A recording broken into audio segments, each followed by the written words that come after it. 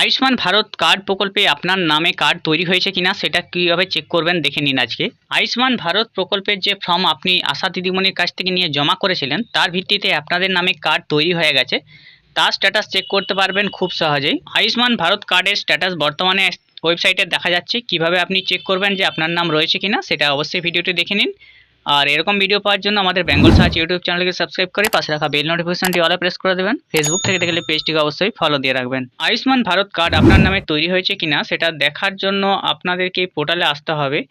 আপনারা অনেকেই আশা দিদিমণির কাছে ফর্ম জমা করেছিলেন, তার ভিত্তিতে আপনাদের কার্ড তৈরি হয়ে গেছে। সেটা আপনার পরিবারের কাদের কাদের নাম এসছে সেই কার্ডে সেটাও দেখতে পারবেন।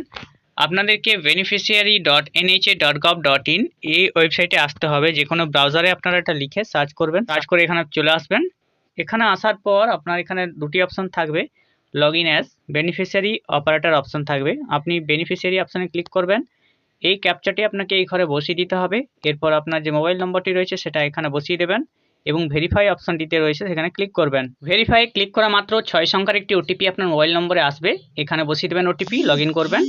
এরপর দেখবেন নিচের সাইডে এখানে অনেকগুলো অপশন চলে আসবে, যার মধ্যে রয়েছে প্রথমে স্কিম রয়েছে।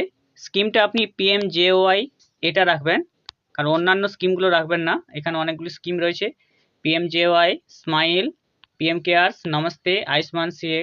তো আপনি PMJOY রাখবেন। এরপরে রয়েছে সিলেক্ট স্টেট, আপনার স্টেটের নাম বা রাজ্যের নাম ওয়েস্ট বেঙ্গলটা এখান থেকে নিয়ে আসবেন। এরপরে রয়েছে PMJOY, তো আপনি এখান থেকে PMJOY রাখবেন সাব স্কিমটা। এরপরে ডিস্ট্রিক্ট, আপনার জেলার নামটা এখান থেকে নিয়ে আসবেন। এরপরে সার্চ বাই, কি দিয়ে আপনি সার্চ করতে চাইছেন সেটা এখান থেকে সিলেক্ট করবেন। রেশন কার্ড রয়েছে, ফ্যামিলি আইডি রয়েছে, আধার নম্বর রয়েছে, PMJOY কার্ড নম্বর রয়েছে।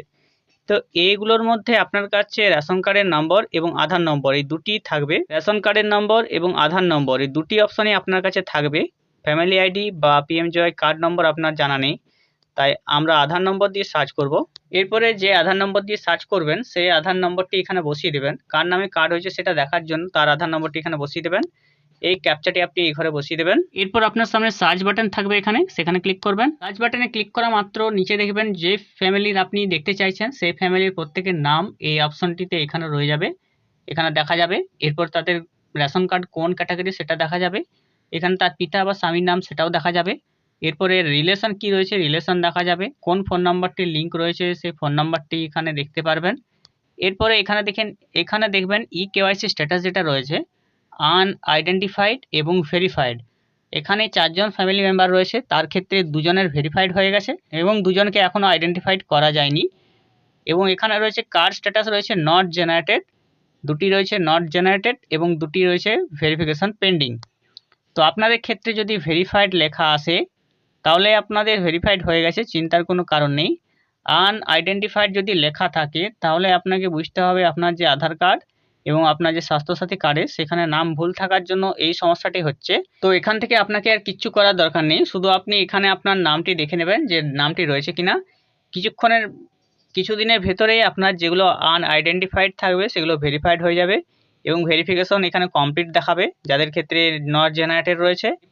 এরপর অন্য একটি সার্চ করে দেখিয়ে দিচ্ছি। এরপরে দেখবেন যদি আপনার ক্ষেত্রে no beneficiaries found in given search criteria অপশনটি দেখা যায়, আপনি সার্চ করলেন, সার্চ করার পর no beneficiaries found in given search criteria এই অপশনটি শো করলে আপনাকে ভাবতে হবে আপনি যে ফর্মটি আশা দিদিমণিকে জমা দিয়েছিলেন সেই ফর্মটি এখনও আপলোড হয়নি।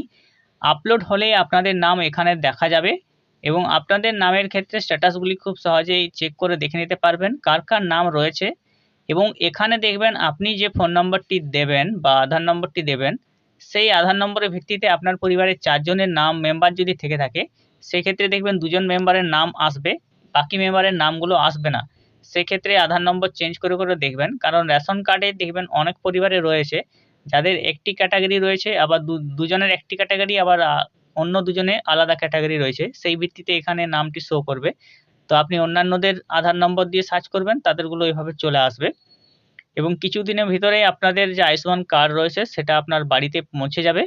আপনাদের যাদের নামে আয়ুষ্মান ভারত কার্ড ফর্মটি জমা করেছিলেন তারা এইভাবে স্ট্যাটাসগুলি চেক করে নিতে পারবেন।